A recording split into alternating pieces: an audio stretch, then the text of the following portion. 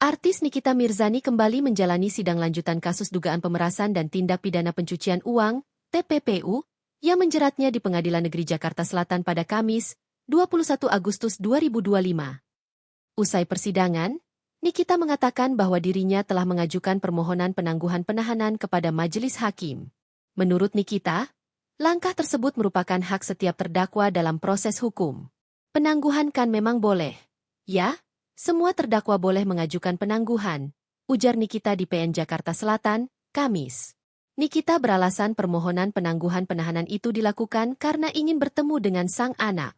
Ia mengaku sudah terlalu lama berada dalam tahanan dan merindukan kehadiran buah hatinya. Ya, alasannya, anak sih.